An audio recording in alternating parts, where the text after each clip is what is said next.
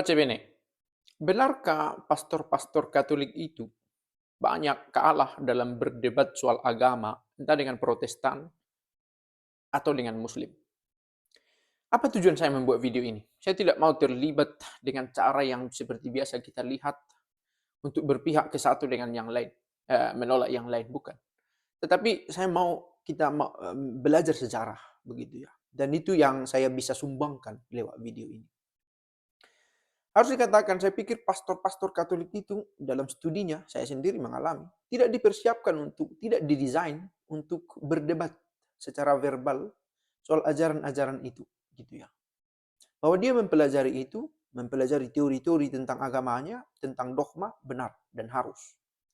Tetapi untuk berdebat, seseorang memerlukan kapasitas lain, kemampuan lain, kecakapan lain dalam berbicara, public speaking-nya, bagaimana mempertahankan sebuah argumen, bagaimana untuk melihat, membedakan antara diri si lawan bicara dan ide yang dia tawarkan.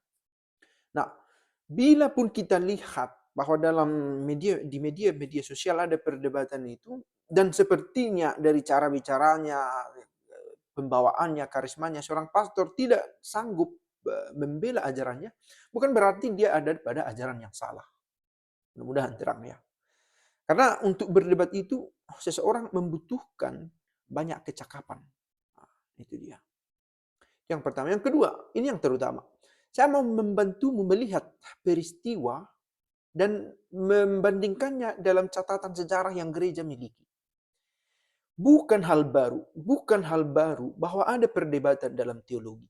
Bukan hal baru. Sejak semula, persoalan utamanya salah satunya adalah, benarkah Yesus itu adalah Allah dan benar-benar manusia? Gitu ya. Nah, siapa yang memenangkan perdebatan?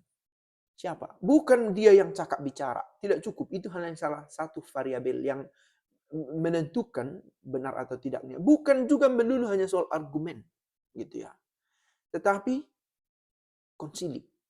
Satu musyawarah di mana para orang-orang yang kompeten duduk bersama dan mempertimbangkan banyak faktor untuk menyatakan ini ajaran yang harus dikutuk dan ini yang harus diikuti.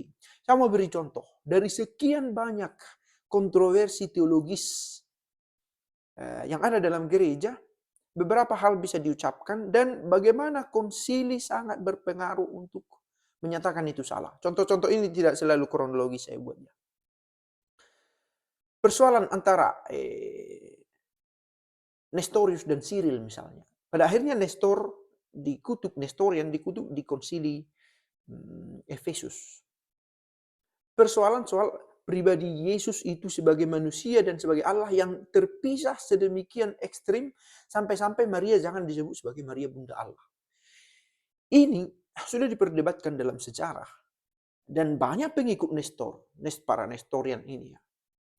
Cyril yang ada dalam gereja juga tentu diikuti oleh banyak orang. Tetapi pada akhirnya yang menyatakan ini benar dan ini yang itu salah adalah sebuah konsili. Saya beri contoh lain misalnya Pelagius dan bukan hanya Agustinus. Selain Agustinus juga ada juga pemikiran dari pihak gereja yang tidak sesuai dengan Pelagius ini. Begitu ya.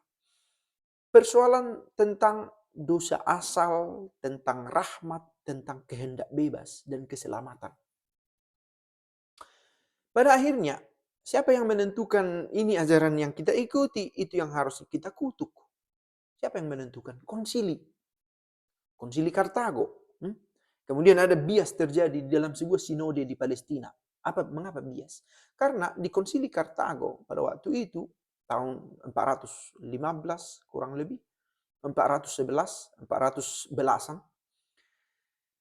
sudah dikutuk seorang pengikut dari Pelagius namanya Celestio, bahwa ajaran yang mengatakan dosa Adam itu tidak menodai katakanlah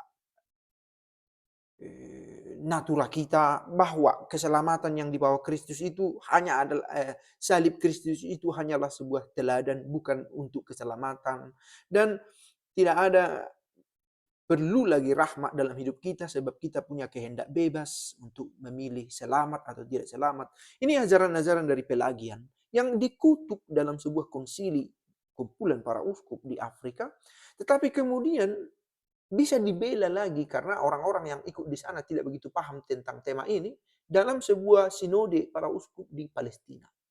Tetapi setelah ini kemudian ada pembelaan dari Agustinus dengan berbagai macam buku yang dia tulis, juga diperkaya dengan diskusi dengan para biarawan baik di Afrika juga di Perancis. Kemudian dikutuk lagi ajaran ini, memuncak pada Konsili Orange, memuncak karena di sana sekalipun sudah selesai perdebatan dengan Agustinus, karena akhirnya dia meninggal juga. Ajaran semi-Pelagian, perkembangan kemudian dari Pelagius ini. Mereka mengakui ada dosa asal, mereka mengakui ada rahmat, tetapi kehendak bebas masih tetap pada posisi paling tinggi. Bukan rahmat dari Allah, tetapi kehendak bebas. Nah ini semi-Pelagian yang kemudian dikutuk juga di dalam konsili. Oke? Yang paling relevan di kita sekarang, monofisit. Gitu ya. Hanya ada satu saja natura ilahi itu. Tidak usah dikatakan satu persona dengan dua natura gitu ya, dengan dua kodrat. Tidak usah dibeda-bedakan itu. Ya, Yesus itu ilahi cukup gitu ya. Nah, ini dikutuk juga dalam konsili Kalsedon. Sebelumnya juga sudah ada konsili. Tetapi konsili Kalsedon dengan rumusan doa aku percaya yang semakin diperkaya di sana, dengan tegas gereja menolak ajaran yang menyatakan bahwa Yesus hanya memiliki satu persona dan satu kodrat. Dan ini sebenarnya yang kalau secara kronologis kita lihat, ini juga yang menjadi background dari ajaran Islam yang menolak dari kemanusiaan dari Kristus itu, bahwa Kristus itu, Yesus itu benar manusia dan juga benar-benar Allah. Nah, menolak dua natura ini serentak bersama ada dalam diri Yesus. Ini terjadi. Cikal bakal saya sebut, tentu prototipe, bukan hal yang sama, berbeda. Soal monofisit dengan Islam ini. Tetapi ajaran-ajaran yang kemudian datang untuk menjelaskan hakikat Yesus ini dan bagaimana keikutsertaannya dalam Trinitas.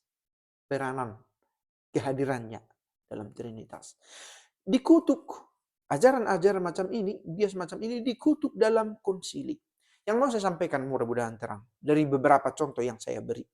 Masih banyak lagi contoh lain bagaimana ajaran-ajaran yang dipandang tidak sesuai dengan apa yang di ajaran umum kekristenan, ajaran-ajaran itu dikutuk oleh konsili, bukan pernyataan personal dari pihak tertentu, tetapi pernyataan bersama. Bahkan perdebatan soal jumlah kitab dalam kitab suci juga ditentukan oleh konsili. Tidak ada ayat dalam kitab suci, entah perjanjian lama atau perjanjian baru, yang mengatakan bahwa inilah kitab suci kita. Tidak ada. Yang ada adalah dokumen-dokumen. Hasil konsili atau sinode. Atau pertemuan beberapa orang meski tidak selevel dengan konsili atau sinode. Misalnya fragmen Muratorio. Salah satu fragmen serpihan tulisan yang direservasi sedemikian rupa sehingga darinya kita bisa membaca. Inilah daftar kitab suci yang kita punya. Tidak tertulis dalam kitab suci, tetapi dari pembicaraan bersama, dari pemahaman bersama, duduk bersama orang-orang yang kompeten di dalam bidang itu untuk mengambil keputusan. Ini menunjukkan salah satu ciri dari gereja itu. Nah, benarkah pastor Katolik itu kalah berdebat? Dari mana? Supaya kita menemukan titik temu antara apa yang sedang saya bahas dengan apa judul yang saya pakai.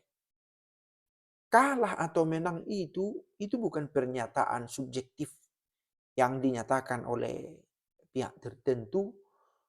Tergantung siapa yang mengatakan, oh menurutku dia menang, oh menurutku dia kalah. Bukan, ini bukan pandangan personal. gitu ya. Ajaran itu dari sudut pandang gereja dalam konsilinya sudah ditentukan inilah yang kita ikuti dalam gereja Katolik. Nah, selain dari sini ajaran-ajaran tentang monofisik tadi yang menolak Theotokos, yang menolak rahmat seperti Pelagius, menolak bagian-bagian tertentu dari kitab suci seperti yang dilakukan oleh Marcion, dikutuk dan tidak diikuti. Terminologi dikutuk di sini kita tempatkan pada tempatnya, gitu ya. Ditolak, gitu ya. Tidak diakui sebagai ajaran resmi, sebagai ajaran yang untuk diikuti umatnya dalam gereja. Nah, ada orang memahami itu dalam pemahaman lebih spiritual, dikutuk tidak masuk ke dalam kerajaan Allah, tidak masuk surga. Urusan itu urusan Allah. Bahwa masuk surga, keselamatan itu adalah rahmat dari Allah. Dan kita berharap, kita dengan pilihan bebas kita, selalu berharap meletakkan diri kita dalam penyelenggaraan Tuhan, supaya ikut serta dalam karya keselamatan.